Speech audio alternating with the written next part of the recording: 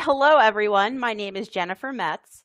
Thank you all for joining us for 6 Steps to Inclusive Preschool Curriculum presented by the fabulous Dr. Eva Horn, the professor in the Department of Special Education and program coordinator for the Early Childhood Unified Program at the University of Kansas. So today we have a special offer on Dr. Horn's book, The 6 Steps to Inclusive Preschool Curriculum. You can get 20% off with the code EDWEBEH, and that expires on October 28th. And it is a great, great book. So if you don't have it, you should definitely purchase it. If you're attending today's live session, you will receive an email with a link to your CE certificate to the email address you used to log in today. You will receive that email on the first business day after this webinar. If you are viewing this as a recording or if you join the webinar by phone, you will need to join the free Teaching All Students Practical Strategies for Inclusive Classrooms community and take and pass a quiz to earn your certificate. So I would like to introduce today's speaker, Dr. Eva Horn. Dr. Horn is a professor in the Department of Special Education and the program coordinator for the Early Childhood Unified Program at the University of Kansas. Dr. Horn has worked in early care and education and early childhood special education community and university settings for 38 years with a specialization in effective strategies for supporting the development and learning of all young children. And so now I am going to pass the presentation on to Dr. Horn. So thank you very much for joining us. Thank you. Thanks so much for the introduction. I will acknowledge that I'm overwhelmed at the number of folks and the response in terms of on the chat and all the different places you guys are from. And really appreciate you taking time out of your busy schedules to take a look at this. So today what I'm going to be talking about is the 6 Steps to Inclusion book. And the goals that I have for this webinar and that I'll hopefully achieve with the groups of all of you that are out there. Hopefully I'll hit on some of these. Obviously what I'd like to do is share our curriculum framework that we've developed, and that is available, that is a part of the book and described in the book. So I'm kind of hoping that what comes out of this is that at least you have a little spark of a new way of thinking about how you do that curriculum planning and implementation in your preschool classroom settings with, of course, the CSS Curriculum Framework. Being the piece of the spark, if you will. I also hope that I really contribute to your understanding of what do we mean by a framework and what are the component parts of that framework. And then finally, some of the component frameworks, parts of that framework are universal design for learning, differentiation, and individualization, and really understanding how we are defining those terms and hopefully give you some tools that'll help you make sense of so that you can really support all children's learning as you plan and implement your curriculum with preschool children. So hopefully those are some of the things that you're hoping to get out of it, or little pieces out of it, parts of it. And like I said, I really hope that you get some spark of a new idea by the end of this session. So we'll move on, excuse me, and we'll take a look at the framework. And this is kind of a visual that we've used to try to describe what are the components of the framework that we're looking at. And it is a type of tiered systems. We've all heard about different tiers of support to provide depending on the needs that children present us. And like many of those tiered supports, we have sort of the primary basic tier, which is the number one that you see there. It is essentially the curriculum with some additional pieces and components about what we know is important to lay that foundation for active learning, engaged learning for all young children in the preschool age. So that's the bottom layer of our tier, if you will. And then the other two layers Differentiation is layer 2 or tier 2 and provides some additional supports for certain groups of children. And then the third level is individualization, where again, we're looking more directly and at unique learning needs of children. So what I'm going to do now from here forward is kind of give you a quick tour of all of these different tiers. And it's true, it's going to be a really quick tour because I just want you to sort of get a sense of what's in each of these tiers. Understanding that in the book, we actually have a chapter for each one of these components.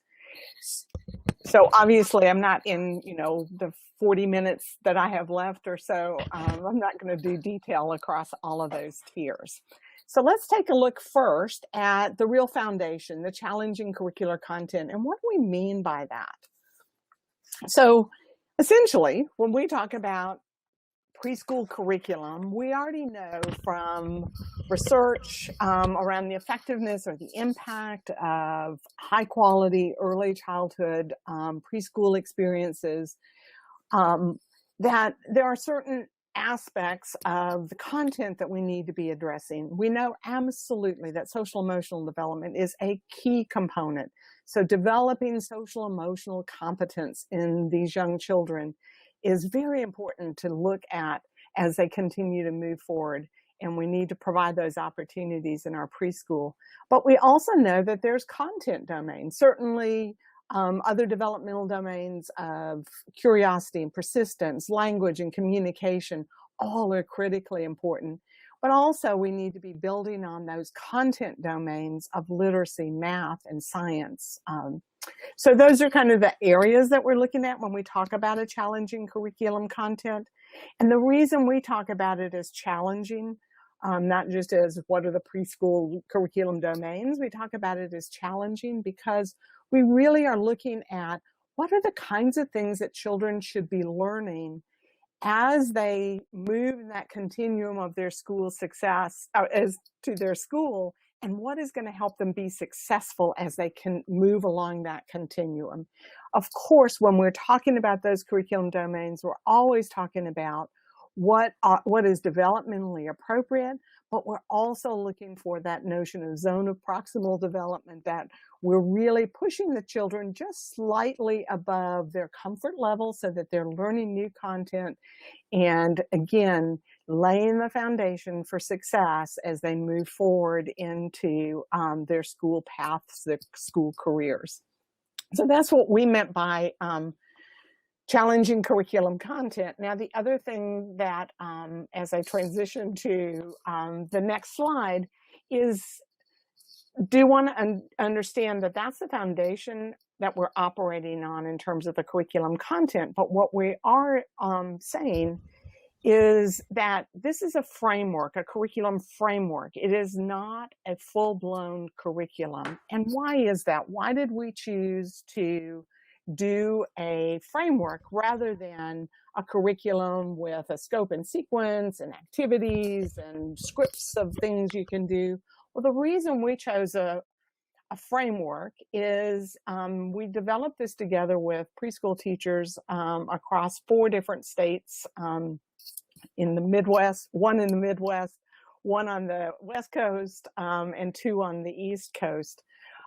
As we developed this framework, we realized that the expectations are constantly changing in terms of what actually folks are implementing and teaching. And so we felt like that a framework allowed us to really take a look at balancing this need for how do we support kids having full access to developmentally appropriate, challenging curricular content, that we have a commitment to high expectations for all children, but we needed to balance that with that we needed to make some modifications for individuals and modifications and individualizations for some children.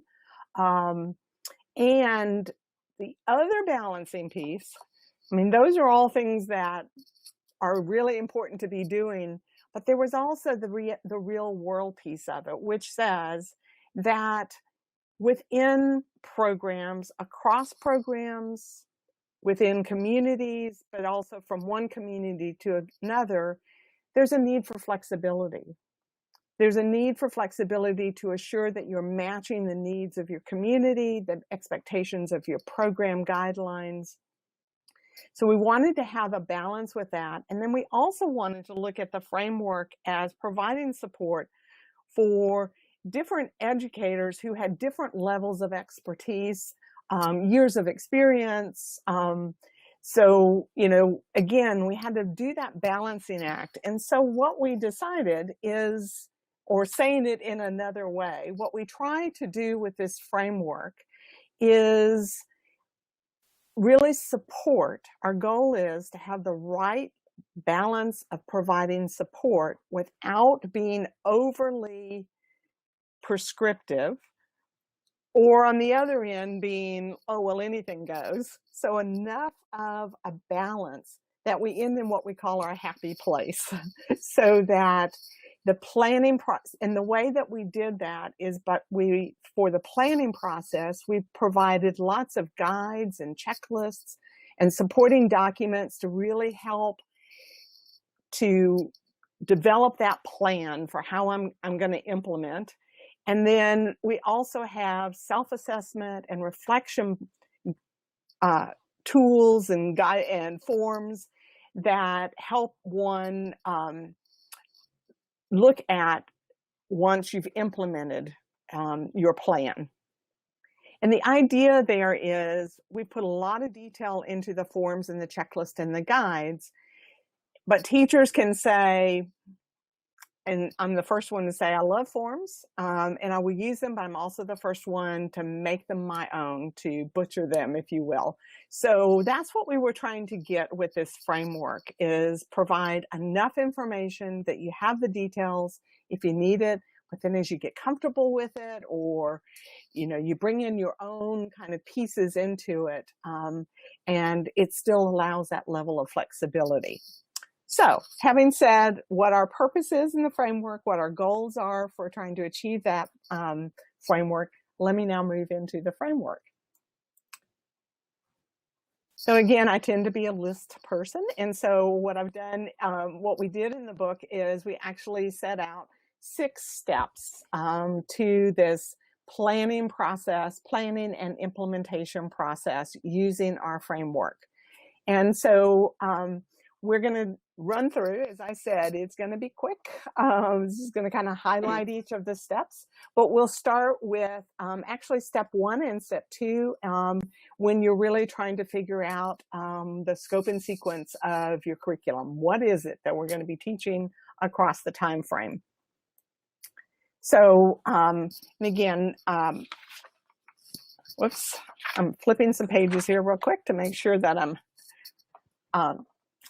have my little cheat sheets in front of me. So scope and sequence. Essentially, most of us know when we're looking at, we've got the year ahead of us for preschool, for our preschool, we need to think about, so the scope. What are the domains that I'm going to cover? What are the content within those domains that I want to cover? What are the curriculum, the content areas that I need to cover? And that may be dictated by my program. It may be dictated by standards that we're working from, early learning standards, etc. Then also, I need to think about the sequence. So what comes first, what comes next, so that I'm truly building this coherent set of concepts and skills that I'm wanting the children to learn from, and that they build upon each other and support each other. So that's what we're doing when we're talking about developing our scope and sequence. Another way that you could think about it is it's your roadmap.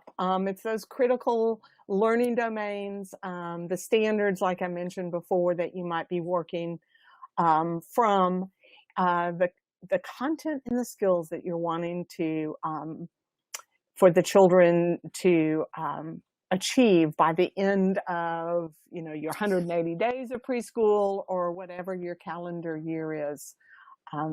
And often we get this information from, if we have a comprehensive curriculum, that information is already laid out for us.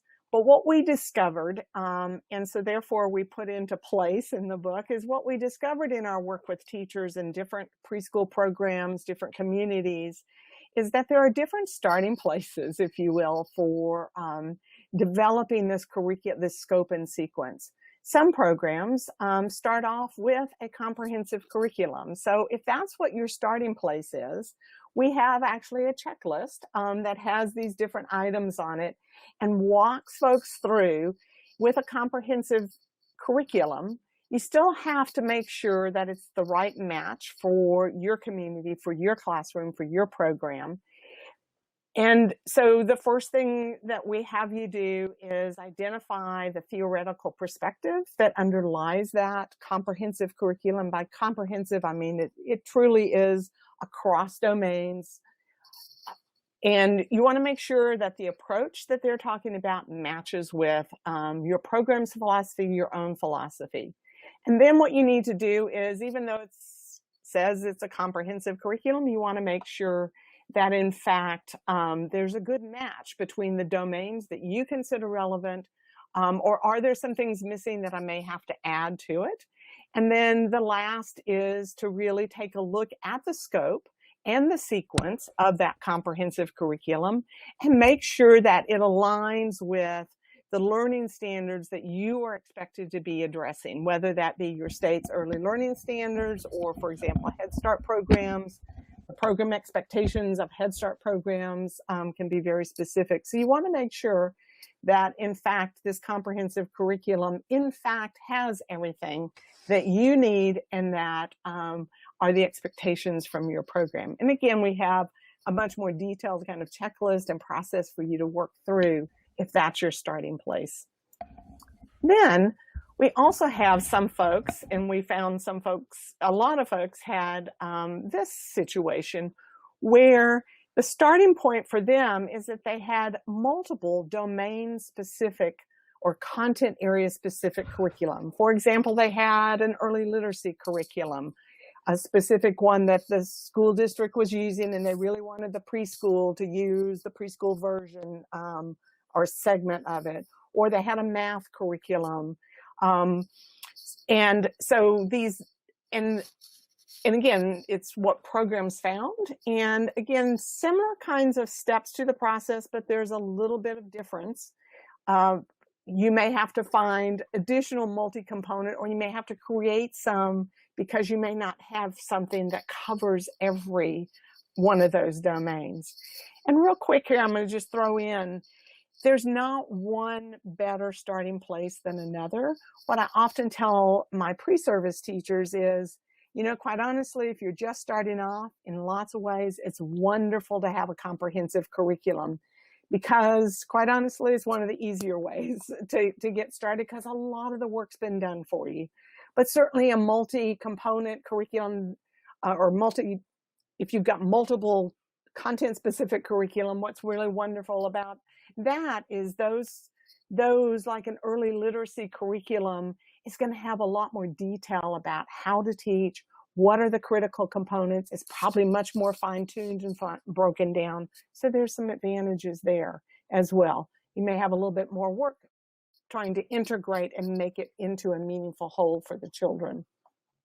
The last starting place that we saw for many of the programs was what we call a general approach to the early childhood education. We do developmentally appropriate practice.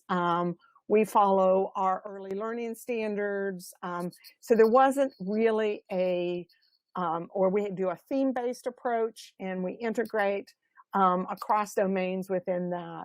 Again, this is probably the hardest, and yet it's one that we found most frequently because there's a lot of work you're going to have to do. A lot of the same kinds of things need to be talked about, looked at, but again, the work that you're actually going to have to do yourself in developing that scope and sequence can be much more intense. And again, not saying that there's one way that's better or another, and sometimes you don't really have a lot of choice about and that's why we give you guidance in terms of how, whichever starting point that you have.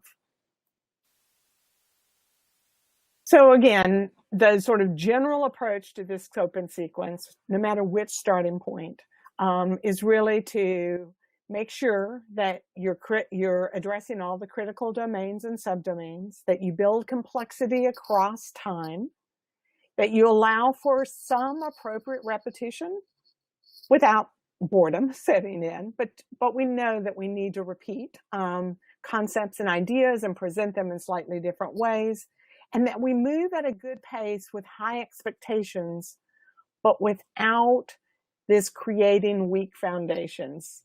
So again, important broad concepts to keep in mind as you lay out that scope and sequence in terms of how I'm going to put together, what I'm going to offer the children as learning activities across the time. Importantly, as we develop that calendar across the year, we also need to be sure that what we're doing is we're monitoring children's progress and the response to these different activities so that we can make adjustments to the calendar and say, oh, you know, that concept, we need another 3 or 4 days on that one. Okay. So, as I said, again, we have lots of checklists and materials available in the book. This is a curriculum content checklist that can be used in this planning process for the scope and sequence. Then we have the activity plan form in which you then start actually taking that scope and sequence and developing your activity plans. You're going to see this a few more times as we move through because the other components are there too, but just thought I'd share that with you real quick. I actually have on here, and I know you probably can't read it, but again, there's multiple examples in the book of activity plan forms that are filled in with examples of the activity, the specific learning content or early learning standards that are being addressed, the materials that are needed, the vocabulary that you might be focusing on, the activity description, so that you're doing as you implement. Now, there's more parts to that activity plan, and we're going to hit those as we move on to the next part. So that was a real quick look at this whole, which quite honestly is a huge part of what you have to do developing that scope and sequence. But once you've got that down and you're starting to plan the actual activities and themes that you're going to be using to move through your curriculum, then you need to address this notion of universal design principles for supporting all learners. So I'm going to take a quick second here to flip through. I've gotten way behind. So what do we mean by universal design for learning? As you know, universal design for learning has at its base actually universal design, which is making accessible environments. But now we've taken that notion of accessible environments for all people and move that into universal design for learning. And basically what we're trying to do with that, and you see the long definition there from the UDL Center. It's a great resource. But basically what we're doing is while we're doing the planning, we're from the beginning ensuring that we have flexibility built in so that children with different ways in which they best access materials, engage with materials, engage with content, have that the various ways in which children do that, we are providing those multiple opportunities. So moving on, the thing to remember about universal design before I share with you the tools that we have for you on universal design for learning and putting that into your lesson plans is that while universal design considers all the different ways in which children participate and can access and engage in the content, it is not the same thing as individualization. This is something that you do from the beginning. And the reality is, if you do it, you may have to do much less individualization. It really is in every single lesson, we want you to consider how are you addressing universal design for learning? And what that means is how are you implementing, addressing, how are you ensuring that you are addressing the 3 essential elements of universal design for learning? The first one, means of representation. In other words, how we present content. Means of engagement. How do we recruit and maintain children's engagement? And means of expression. How do children show us what they understand? What you've got in this slide is, in reality, as early educators, we actually have a lot of knowledge how to do this. We've not necessarily divided it up like this. We've not necessarily thought about it in a real intentional way that we're doing universal design for learning, but these are strategies that we have evidence are effective strategies with young children that are used regularly by early childhood teachers. It's just now we're going to intentionally make sure that we have that in place in our lessons every time we plan an activity for a group of young children. And so you can see some of the things. I'm not going to hit all of them because I'll run out of time. We've got pairing of words and gestures. We do that. Many of us do that without even thinking about it, just because we know from our experience how important that is for young children. Means of engagement, letting children have some choice. We know how effective that is in getting children engaged and keeping them engaged with us in an activity, following their lead. Again, lots of evidence we're doing that. Again, it's a different way of organizing it and a way of being intentional that we make sure in every lesson that we are providing these different means of representation, engagement, and expression.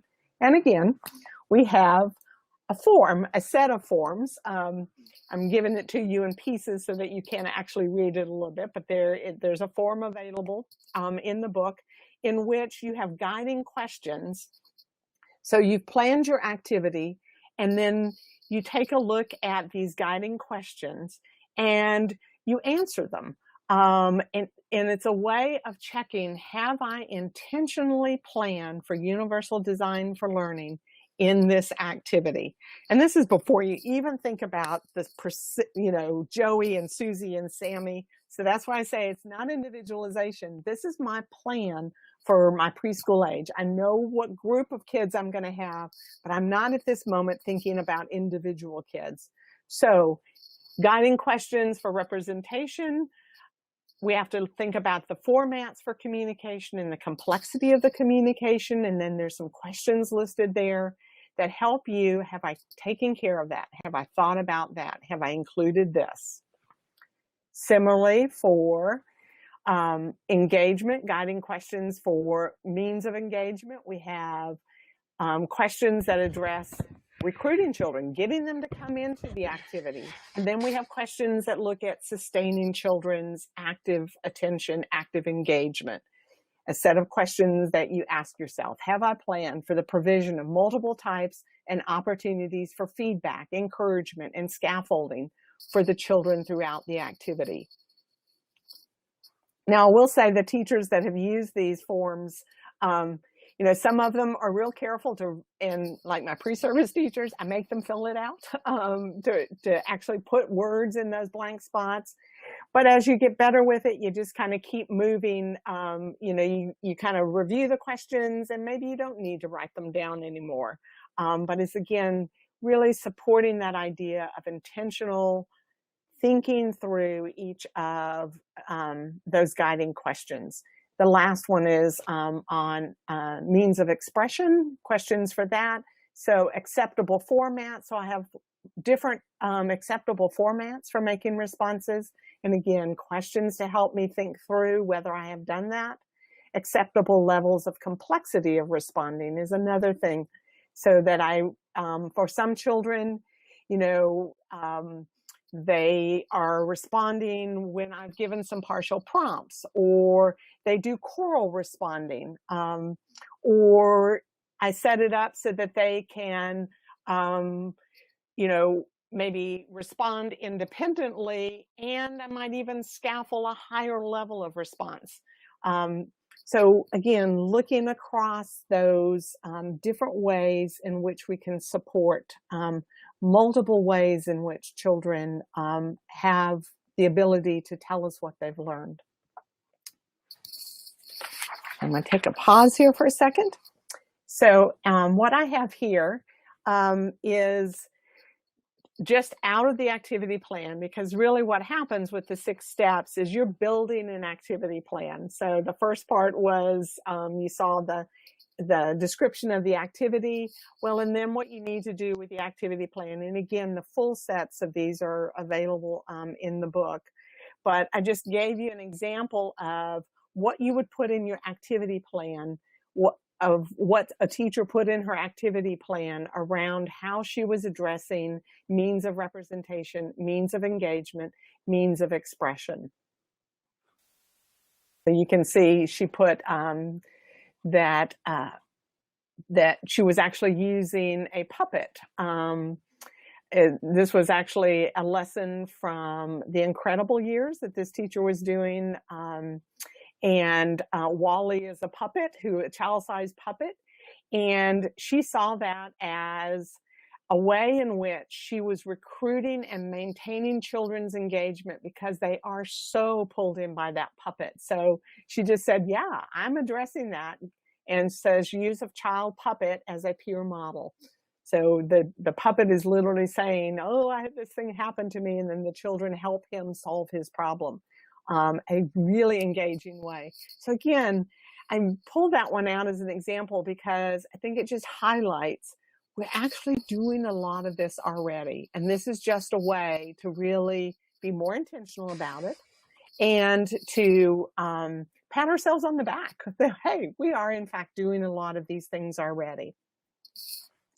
So now in the next few minutes, let me quickly tell you about the next step, which is the next step in the 6 steps. So we've got our activity, scope and sequence. We've got our universal design for learning.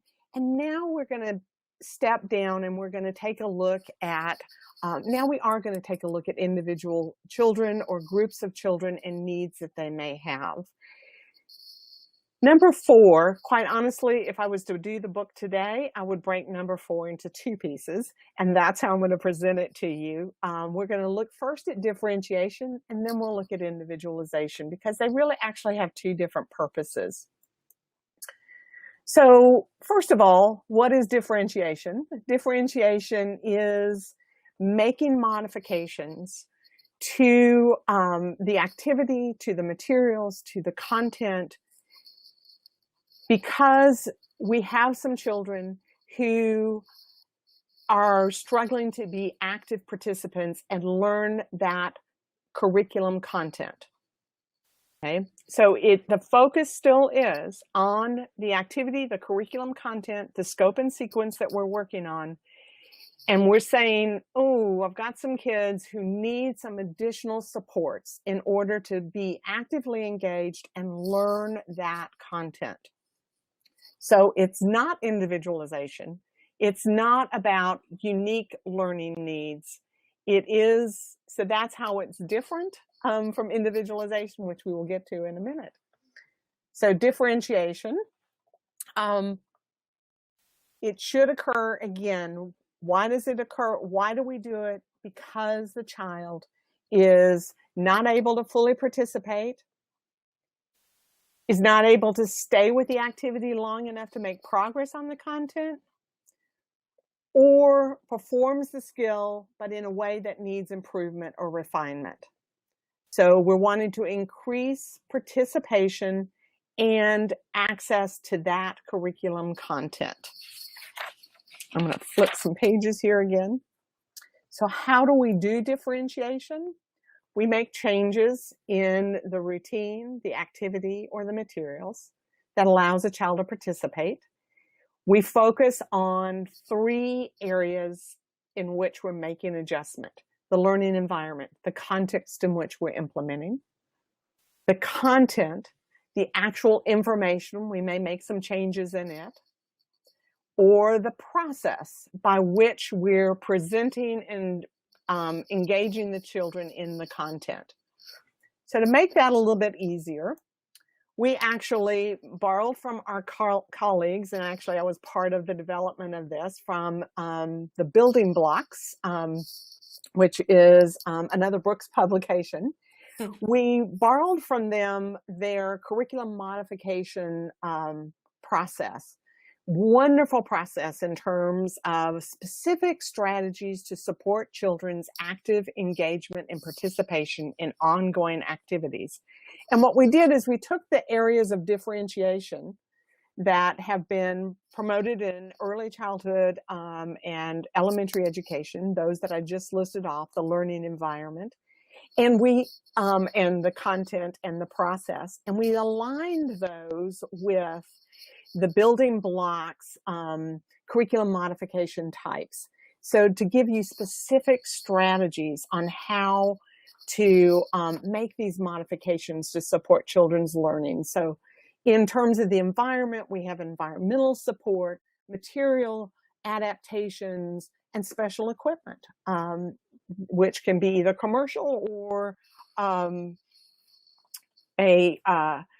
homemade piece of equipment that supports the child to be able to sit so that they don't, have to worry about holding a position. I know my grandson recently got one of those gel seats to sit on to help him not be quite such a wiggle squirm and stay on task. And it's amazing how much it helped. That would be a piece of special equipment to help him stay focused on the general curriculum content.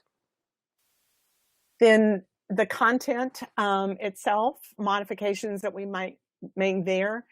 We use the areas of curriculum modification of child preferences, using child preferences to support that child's ongoing participation, and simplification of the content. And then finally, process. Process really is about how, in many ways, how we're teaching, how we're providing, giving the information to the child.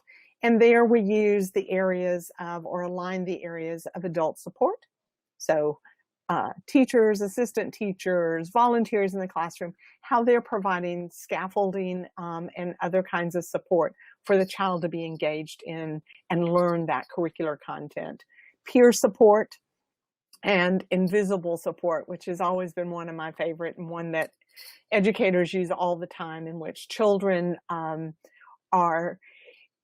unaware, and someone coming into your classroom would be unaware that in fact support is being provided. An easy example would be that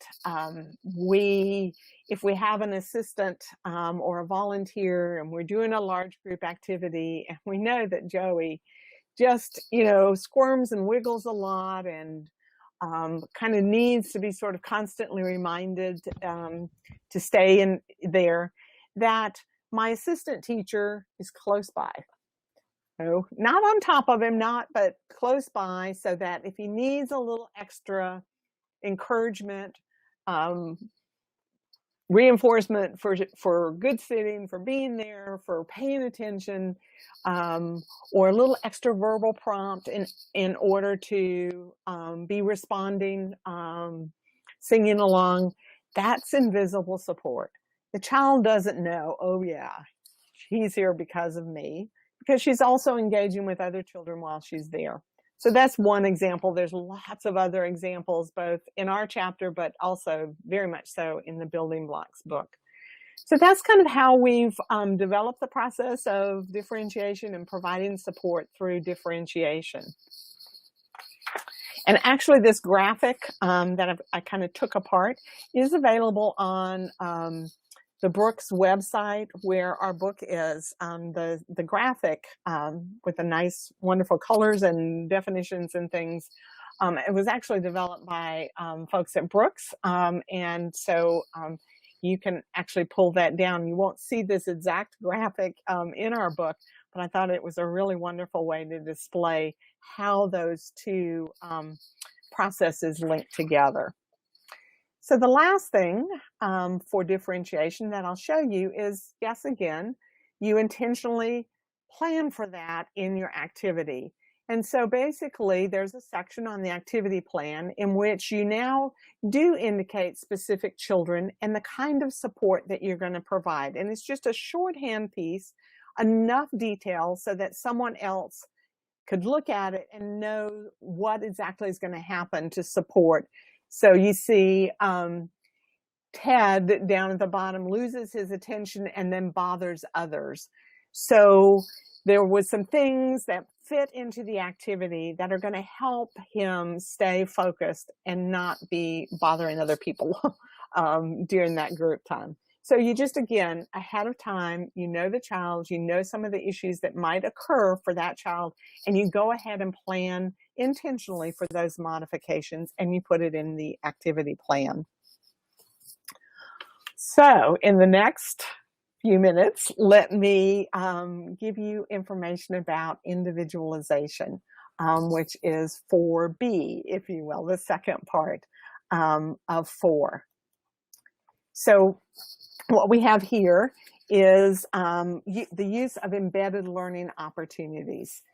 Again, there's been a lot of work done on the effectiveness of creating short, planful teaching episodes for children within the ongoing classroom activities and routines to support their individual learning needs or priorities. So why would you use this in this framework? When do you use it? You use it when you have a child who has some goals that are not fully addressed in the curriculum.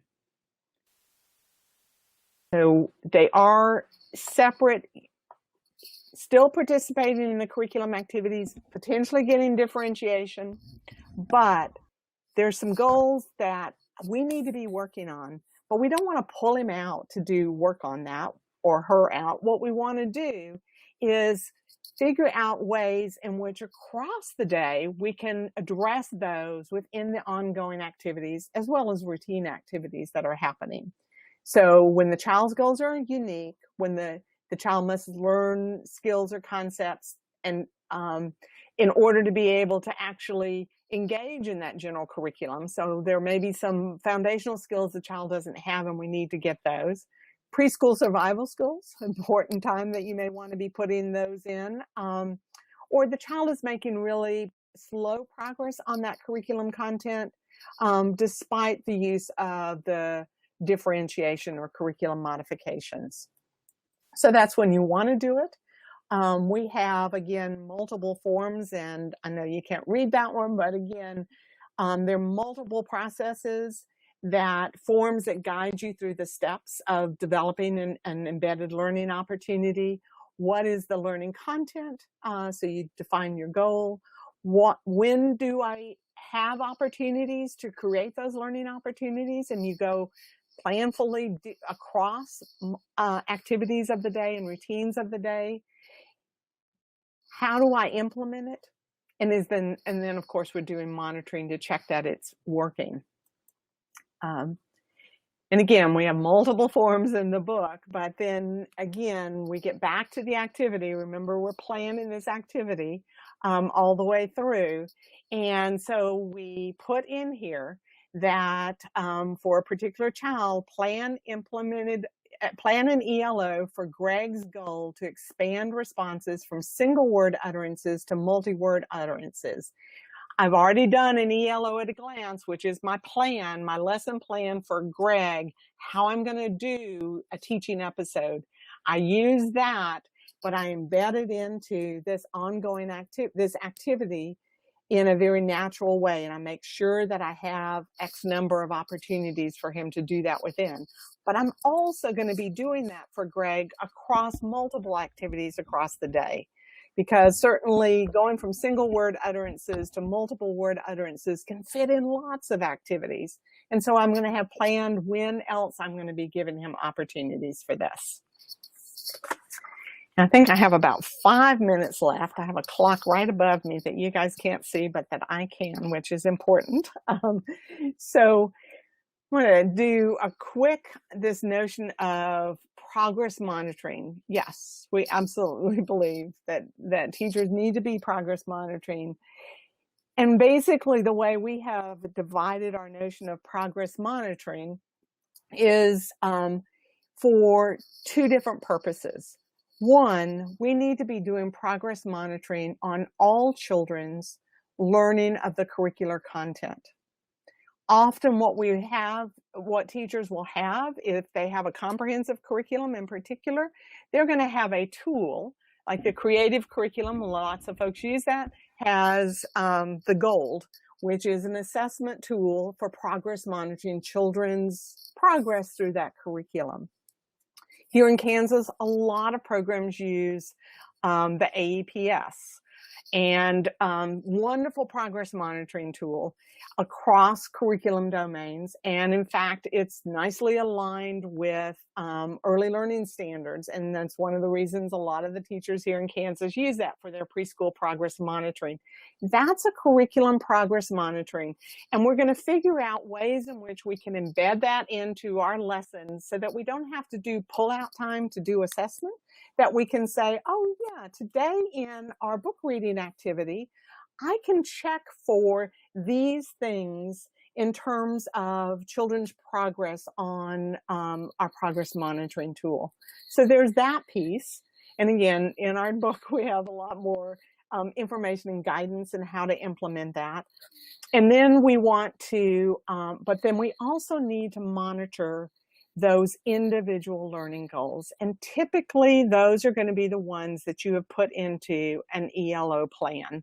And in that ELO plan, you're going to have put strategies for monitoring the children's progress or the child's progress on that ELO goal or objective. And again, you have a place, of course, and I may skip ahead real quick. So on the activity plan, you have a place where you indicate, so how am I doing progress monitoring this time? So how am I addressing and what piece of this one is actually a teacher that uses the teaching strategies GOLD. And she literally lists, I am going to look at objective 26 of that, and I'm going to collect information on the science and technology goal that's in that, because it's something that does work into the activity that I have planned. At the same time, she has her data collection procedure for Matt's opportunity and responding to requests, and she has that on her ELO at a glance, and so that she can collect that information as to how he responds to those teaching episodes. Okay, final step in the next 2 minutes is the reflection on implementation for future planning.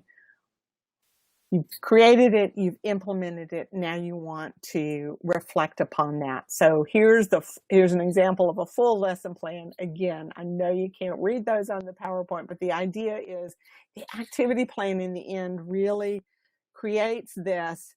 This is what I had planned to do. And then teachers should reflect back on and say, okay, what worked? What didn't work? What would I need to modify for the next time that I might implement this? And literally make notes on it so that, again, you're not every single time, once you've got some activity plans formed, really all you're changing is improving it based on implementation. And then the embedded learning opportunities and the focus differentiation may be different with the next class that you do it. And that's it. Thank you. I see lots of, I've been trying to somewhat not focus on the questions coming up on the side, but I do see a lot of questions. I know that Jennifer, you're going to kind of facilitate the question and answer time, right? Hi. Well, actually, Dr. Horn, it seemed like a majority of your questions were already answered. So we had some in the beginning before your presentation. And I know that they were answered, so I want to turn it over to everyone in the chat who still has questions.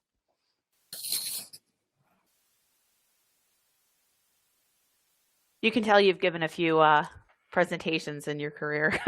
Oh, I don't know. I tell you, that felt like a really fast. And again, you know, and if I can just sort of continue to sort of refer you to other pieces.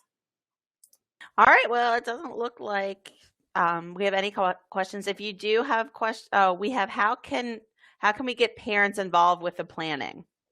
Oh, great question. We actually, I know I feel like I'm a little bit of a used car salesman here, but I will tell you that we do have a chapter in the book on linking your curriculum with families and bringing families in as partners in. And one of the things that we did as we were developing the framework and working with teachers, particularly the Indiana site, we had folks in Indiana at the University of Indiana. Gretchen Matera was the lead person there, who's one of our co-authors, and her team developed, which we then all used, family activities that that kind of extended the curriculum into the home that families could do. And there's lots of examples of that in the chapter that really give strategies that many of you guys are using, but there's some great ideas of how to take to even develop. There's examples of the letter that you would send out, or the information, and of some choices that you might give to families in terms of how they could engage their children with that curricular content in home activities. All right, great. Let's see if we have, if another one pops up. If not, we're gonna. Well, if you are interested in purchasing 6 Steps to Inclusive Preschool Curriculum, or even the book Building Blocks that Dr. Horn referred to, you can head over to brookspublishing.com and use code EdWebEH, and that expires on October 28th. Thank you for posting that, EdWeb team. All right, so if you're attending today's live session, you will receive an email including a link to your CE certificate to the email address you used to log in today. You will receive that email on the first business day after this webinar. If you're viewing the recording, or if you join the webinar by phone, you will need to join the free Teaching All Students Practical Strategies for Inclusive Classrooms community and take and pass a quiz to earn your certificate. Okay, and then upcoming webinars. So for invitations to upcoming webinars, please join our community. Again, the Teaching All Students Practical Strategies for Inclusive Classrooms community on edweb.net. Our next webinar is on Monday, November 7th at 3 p.m. Eastern Time. What every educator should know about special education law will be presented by Beverly Johns, professional fellow at McMurray College in Jacksonville, Illinois. And upcoming webinars are posted on Twitter at edwebnet. Tweet using hashtag edwebchat. And then, as I've mentioned a few times, join our free community, Teaching All Students. And again, once again, I definitely want to thank Dr. Horn for joining us today. And again, a lot of great information. We're getting a lot of great feedback. I hope everyone learned a lot. And stay posted to join our community, and then we'll post any additional resources. So thank you again, Dr. Horn. We appreciate you joining us.